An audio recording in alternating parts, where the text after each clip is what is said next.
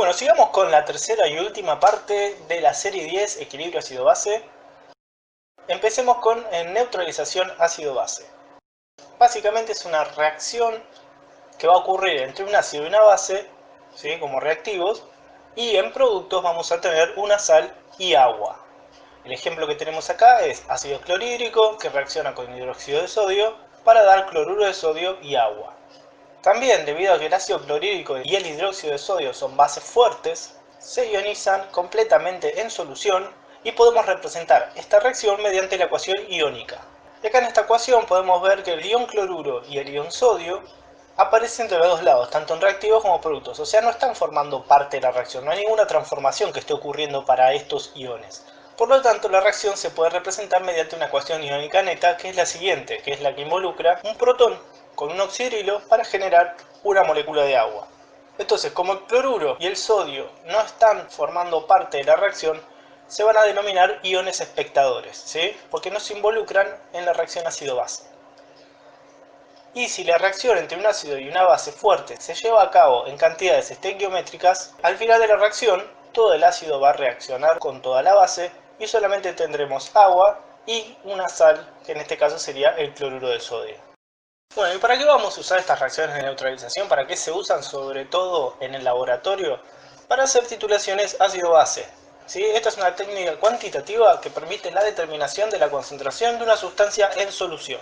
La titulación que nos va a interesar a nosotros va a ser la titulación ácido-base, donde obviamente va a ocurrir una neutralización entre el analito, que es la solución que nosotros queremos encontrar, la concentración, y el titulante. En general vamos a usar como titulantes soluciones de ácidos o bases fuertes, ¿sí?, para que reaccione estequiométricamente y asegurarnos de lograr reacción completa y no equilibrios, sobre todo cuando tenemos soluciones incógnitas, que son soluciones de ácidos y bases débiles.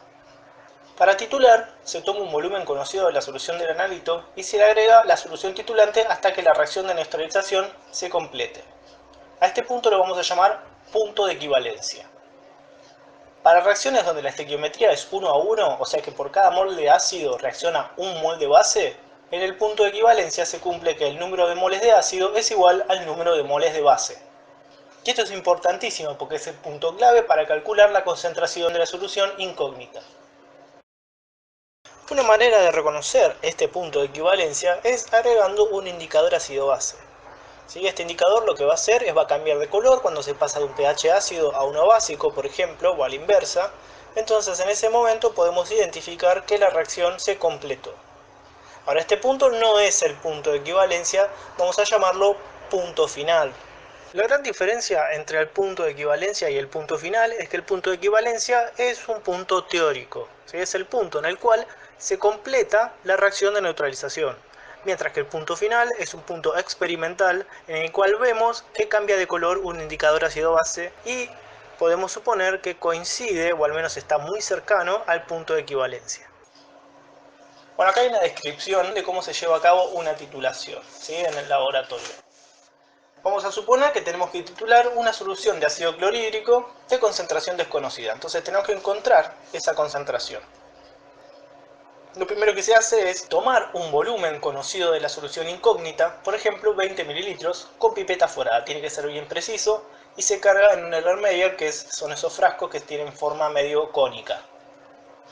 Luego a esta solución lo que se hace es agregarle el indicador para poder ver el punto final. Luego se carga la solución titulante en una bureta. ¿Qué es una bureta? Bueno, es un material de vidrio que es como una pipeta, que viene graduado también, pero abajo de todo tiene una llave, ¿sí?, una llavecita que permite que uno controle bien el agregado de cualquier cosa que esté agregando a partir de esta bureta. A nosotros nos va a servir porque en una titulación ácido-base, sobre todo cerca del punto final, hay que ir agregando muy lentamente y de a gotitas prácticamente. Entonces es importante tener un buen control de agregado y con la bureta podemos controlar eso perfectamente. Bueno, la solución titulante acá es una base, obviamente, porque nosotros queremos encontrar la concentración de un ácido. Entonces, si vamos a hacer una titulación ácido-base, necesitamos un ácido y una base. Bueno, ¿qué vamos haciendo? Vamos agregando lentamente la solución titulante y vamos agitando en todo momento, mirando los cambios que ocurren en la solución. Sobre todo lo que esperamos ver es un cambio de color porque le agregamos un indicador ácido-base. Finalmente, cuando se observa un cambio de coloración persistente, quiere decir que el color se queda en la solución por más que yo agite, ahí decimos que es el punto final, ¿sí? Y lo que hacemos es registrar la cantidad de volumen del titulante que utilizamos. ¿Sí? Acá puse un ejemplo, 10,1 mililitros.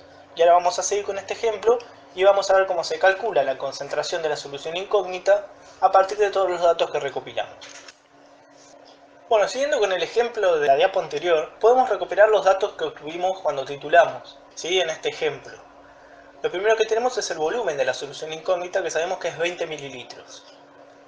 Después tenemos la concentración de la solución titulante, que era hidróxido de sodio, y dijimos que era 0,10 molar. En general, cuando uno tiene estas soluciones titulantes, vienen escrito en la etiqueta o en algún lado tiene que estar registrado un factor acompañando esta concentración. ¿Qué significa esto? Esto es un factor de corrección, ¿sí? ¿Y por qué necesitamos corregir la concentración del titulante? Bueno, resulta que cuando uno prepara la solución de titulante, porque esto la prepara uno, no la compra, hay muchos errores que uno no puede controlar. Por ejemplo, los errores de la balanza, los errores cuando uno mide los volúmenes en los matraces, etc. No solo eso, sino muchas veces el hidróxido de sodio no viene 100% puro. Entonces, lo que se hace es titularlo. ¿Sí? Irónicamente se titula la solución titulante. ¿Para qué? Para sacar un factor que corrija esa concentración, porque por más que yo esté apuntando a hacer una solución 0,10 molar, muy probablemente cuando yo prepare la solución no me salga 0,10 molar. Por ahí me sale 0,998, por ahí me sale 0,102. ¿Sí?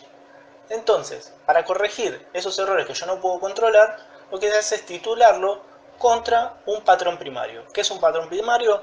Es una sustancia que es ultra pura y que se utiliza para valorar este tipo de soluciones. Y de esa manera encontrar un factor que corrija cualquier error que yo pueda haber cometido durante la preparación de esta solución.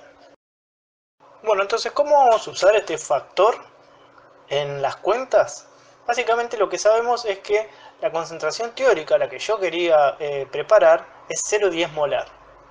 Entonces vamos a obtener una concentración real multiplicando la concentración teórica por el factor.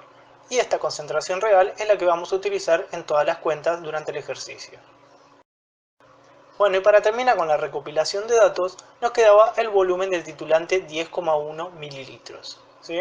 Otra cosa importante para plantear siempre en cualquier ejercicio o en el laboratorio son las reacciones que están ocurriendo. En este caso es una titulación ácido-base, así que tenemos que el ácido clorhídrico está reaccionando con el hidróxido de sodio para formar cloruro de sodio y agua.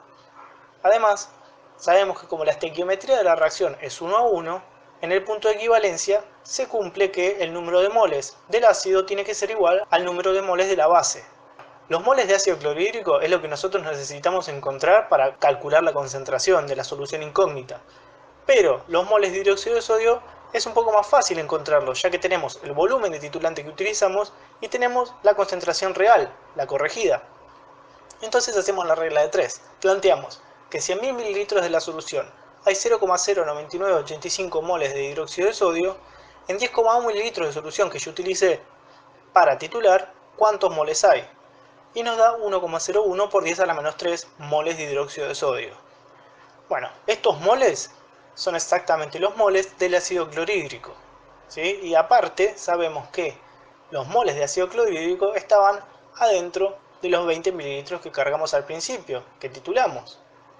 Entonces es fácil encontrar a partir de esto la concentración incógnita, porque podemos plantear que si en 20 mililitros de la solución tengo 1,01 por 10 a la menos 3 moles de ácido clorhídrico, en 1000 mililitros ¿cuánto tengo? Entonces cuando resolvemos esa cuenta nos da que la concentración incógnita es 0,0505 molar.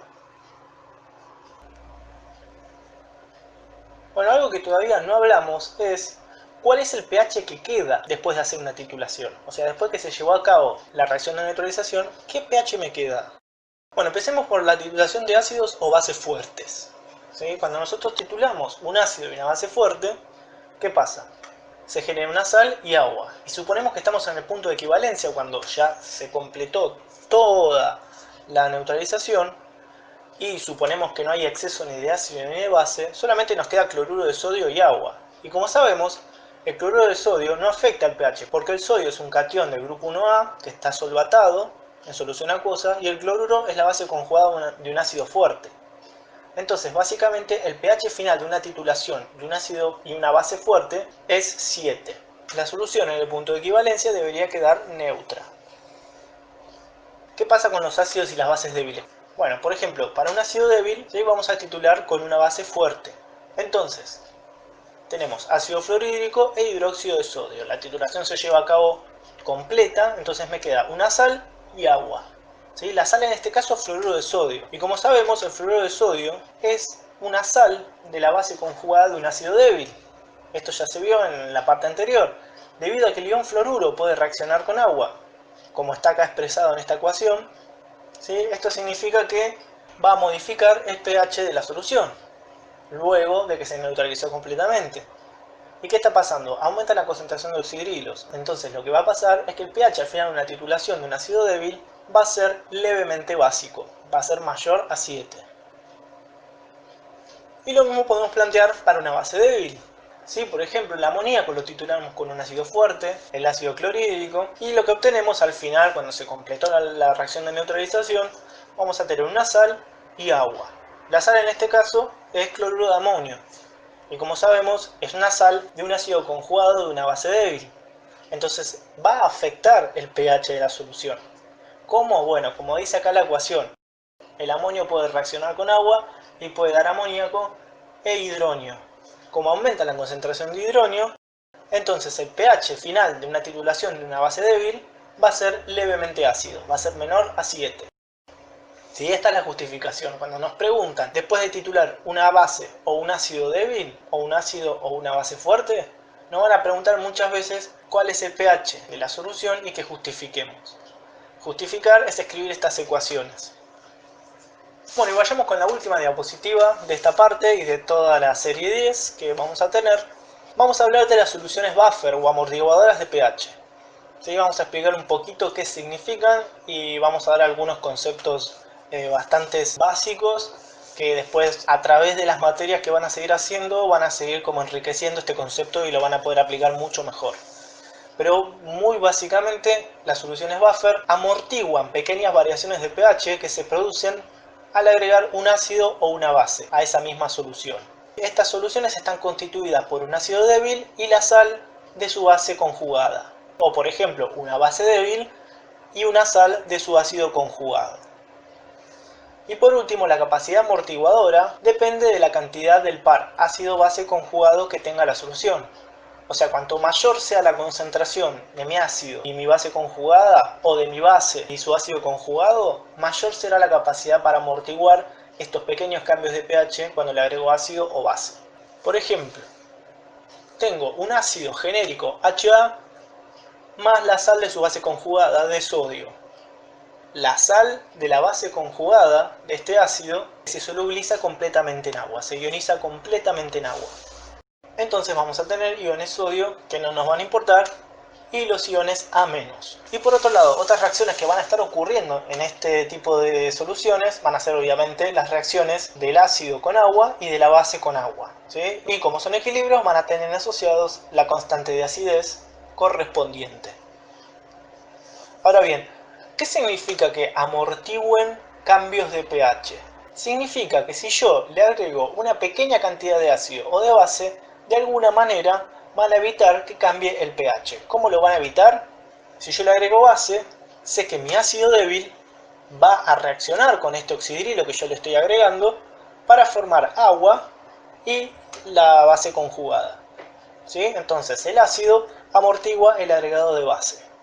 Y por otro lado, yo sé que si le agrego un ácido, por ejemplo el ácido clorhídrico, esto va a hacer que aumente la concentración de hidronio. Entonces, los hidronios se van a combinar con la base conjugada para formar el ácido y agua. ¿Qué significa esto? Significa que pequeños agregados que yo le puedo hacer de ácido y de base a esta solución se consumen rápidamente debido a que reaccionan con el ácido y su base conjugada y no se ve casi ningún efecto sobre el pH de la solución. Bueno, entonces, ¿cómo vamos a saber si una solución es un buffer? Bueno, tiene que haber varias condiciones. En primer lugar, tiene que haber un par conjugado ácido-base débil.